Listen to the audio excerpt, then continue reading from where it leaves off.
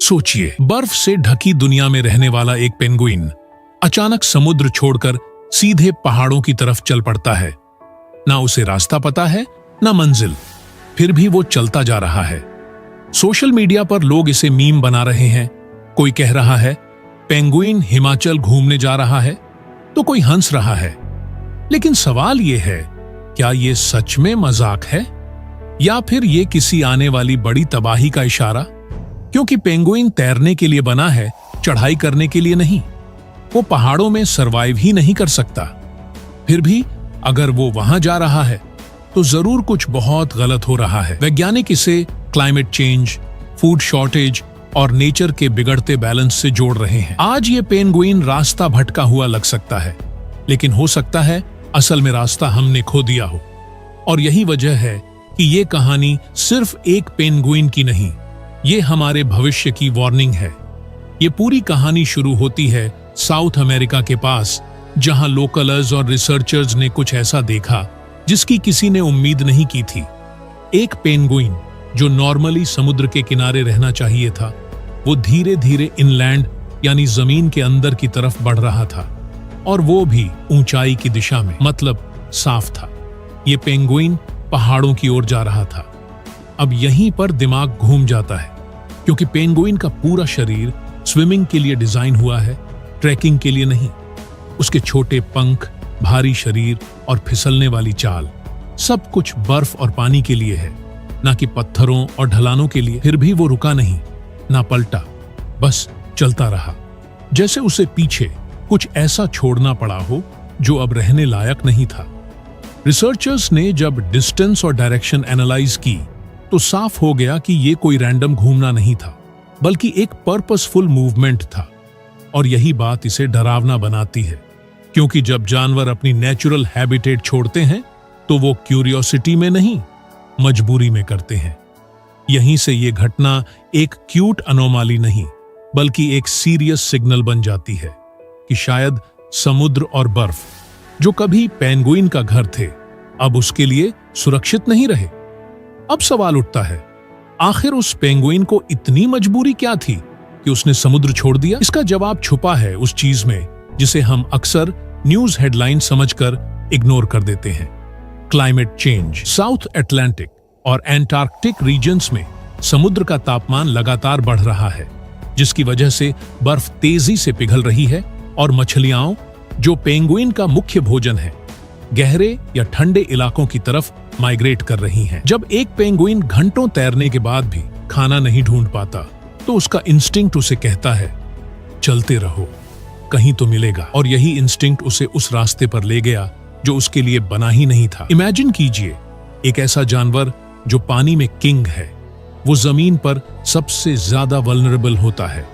न स्पीड, न डिफेंस, न सर्वाइवल स्किल्स, फिर भी वो आगे बढ़ता है, क्योंकि पीछे लौटने का मतलब है भूख।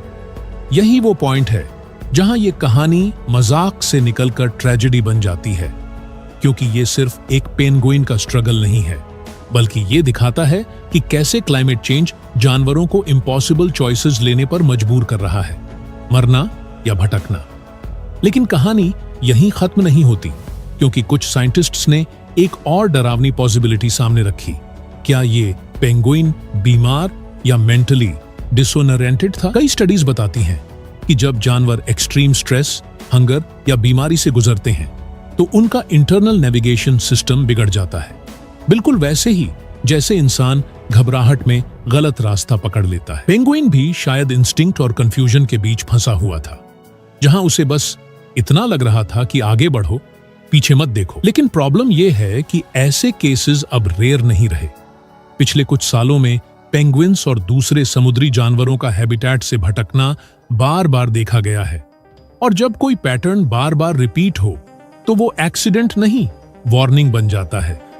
सोचिए, अगर एक हेल्थी इकोसिस्टम में जानवर बीमार और कंफ्यूज्ड हो रहे हैं, तो असल में बीमार कौन है, जानवर या उनका एनवायरनमेंट?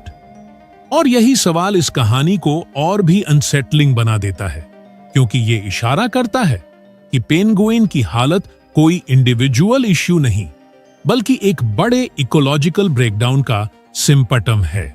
यहीं से ये घटना एक अकेले पेंगुइन की कहानी नहीं रहती, बल्कि नेचर की तरफ से भेजा गया एक साइलेंट मैसेज बन जाती है। क्योंकि प्रकृति कभी सीधे चेतावनी नहीं देती, वो संकेत देती है। जब वेल्स किनारे आ जाती हैं, पक्षी अपने माइग्रेशन रूट्स भूल जाते हैं या मधुमक्खियां अचानक गायब होने लगती हैं, तो ये सब आइसोलेटेड घटनाएं नहीं होती। ये इकोसिस्टम के बैलेंस के टूटने के साइंस होते हैं। पेंगुइन का पहाड़ों की तरफ जाना भी वैसा ही एक संकेत है, जो बता रहा है कि धरती का नेचुरल रिदम बिगड़ रहा है। डरावनी बात यह है कि जानवर सबसे पहले रिएक्ट करते हैं, क्योंकि वो नेचर से डायरेक्टली जुड़े होते हैं। और जब वो अपनी नेचुरल लिमिट्स तोड़ने लगे, तो समझ लीजिए खतरा रियल है। आज ये पेंगुइन अपने घर से बाहर निकल चुका है, कल शायद और स्पीसीज निकलेंगी, और धीरे धीरे ये डोमिनो इफेक्ट इंसानों तक पहुंचेगा, जहां सवाल ये नहीं होगा कि जानवर क्यों बदल रहे हैं, बल्कि ये होगा कि हमने समय रहते कुछ क्यों नहीं किया। अब जरा एक पल के लिए रुकिए और खुद से पूछिए, जब आपने पहली बार penguin headed for the mountains पढ़ा था, तो आपकी रिएक्शन क्या थी? हंसी आई थी ना? और इसमें कोई बुराई भी नहीं है, क्योंकि इंटरनेट हर चीज को एंटरटेनमेंट बना देता है।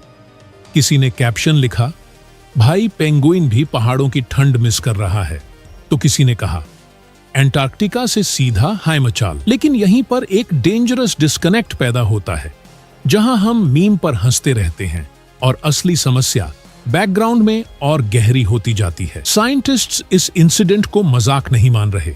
उनके लिए ये एक रेड अलर्ट है कि एनिमल बिहेवियर तेजी से बदल रहा है, और वो बदलाव रैंडम नहीं है। फर्क सिर्फ पर्सपेक्टिव का है। हम इसे कंटेंट समझते हैं, वो इसे डेटा समझते हैं, और जब डेटा बार बार यही कहे कि कुछ गलत है, तब सबसे खतरनाक चीज होती है उसे सीरियसली न लेना। अब आखिरी और सबसे जरूरी सवाल, अगर हमने अब भी इन संकेतों को इग्नोर किया, तो आगे क्या होगा? क्लाइमेट साइंटिस्ट साफ कह चुके हैं कि अगर ग्लोबल वार्मिंग इसी स्पीड से बढ़ती रही, तो अगले कुछ दशकों में पूरी फूड चेन डिस्टेबलाइज हो सकती है। जब मछलियां माइग्रेट करेंगी, तो पेंगुइन भूखे होंगे। जब पेंगुइन कम होंगे, तो मरीन बैलेंस टूटेगा, और जब बैलेंस टूटता है, तो उसका असर धीरे धीरे इंसानों तक पहुंचता है। खाने की कमी, एक्सट्रीम वेदर और नई बीमारियां। आज ये पेंगुइन पहाड़ों की तरफ जाते हुए हमें अजीब लग सकता है, लेकिन हो सकता है कल यही तस्वीर नॉर्मल बन जाए। और सबसे डरावनी बात यह है कि उस वक्त हमारे पास रिएक्शन का नहीं, रिग्रेट का समय होगा। इसलिए ये कहानी किसी डॉक्यूमेंट्री का सीन नहीं, बल्कि फ्यूचर की रिहर्सल है। और अभी भी हमारे पास चॉइस है कि हम इसे एक फनी स्टोरी मानकर स्क्रॉल कर दें, या एक वार्निंग समझकर कुछ बदलें। तो अगली बार जब आप